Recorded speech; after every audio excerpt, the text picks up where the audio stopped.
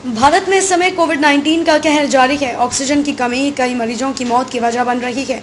इन सब के बीच ही जर्मनी से मोबाइल ऑक्सीजन प्लांट्स को एयरलिफ्ट करने और फाइटर जेट की टेक्नोलॉजी की मदद से ऑक्सीजन बनाने की खबरें आ रही हैं।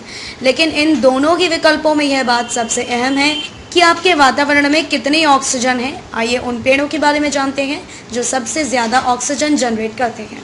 पर्यावरण के लिए वरदान है ये 6 पेड़। ये वो 6 पेड़ हैं जो आपको अक्सर कहीं ना कहीं दिख जाएंगे। आपके बगीचे में अगर ये पेड़ नहीं हैं तो तुरंत इन्हें लगाएं। ये आपको भी स्वस्थ रखेंगे और आपके वातावरण को भी। पीपल का पेड़। हिंदू धर्म में पीपल तो बौद्ध धर्म में इसे बोधि ट्री के नाम से जाना जाता है।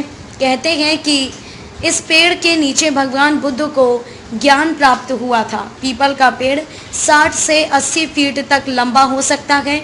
यह पेड़ सबसे ज्यादा ऑक्सीजन देता है, इसीलिए पर्यावरणविद पीपल का पेड़ लगाने के लिए बार बार कहते हैं। बरगद का पेड़।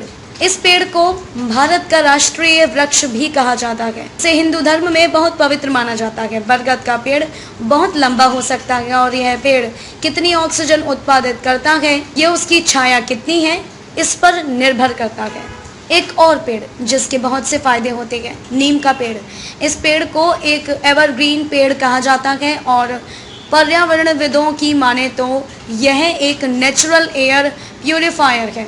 ये पेड़ प्रदूषित गैसों जैसे कार्बन डाइऑक्साइड, सल्फर और नाइट्रोजन को हवा से ग्रहण करके पर्यावरण में ऑक्सीजन को छोड़ता है। इसकी पंक्तियों की संरचना ऐसी होती है कि ये बड़ी मात्रा में ऑक्सीजन उत्पादित कर सकता है। ऐसे में हमेशा ज़्यादा से ज़्यादा नीम के पेड़ लगाने की सलाह दी जाती है। इससे आसपास की हवा हमेशा शुद्ध रहती है। अशोक का पेड़। अशोक का पेड़ न सिर्फ ऑक्सीजन उत्पादित करता है बल्कि इसके फूल पर्यावरण को सुगंधित रखते हैं और उसकी खूबसूरती को बढ़ाते हैं। यह एक छोटा सा पेड़ होता है जिसकी जड़ एकदम सीधी होती है। पर्यावरणविदों की माने तो अशोक के पेड़ को लगाने से न केवल वातावरण शुद्ध रहता है बल्कि उसकी शोभा भी बढ़ती है। घर में अशोक का पेड़ हर बीमारी को दूर रखता है। ये पेड़ जहरीली गैसों के अलावा हवा के दूसरे दूषित कणों को भी सोख लेता है। अर्जुन का पेड़। अर्जुन के पेड़ के बारे में कहते हैं कि यह हमेशा हरा भरा रहता है। इसके बहुत से आयुर्वेदिक फायदे हैं। इस पेड़ का धार्मिक महत्व भी बहुत है और कहते हैं कि ये माता सीता का पसंदीदा पेड़ था।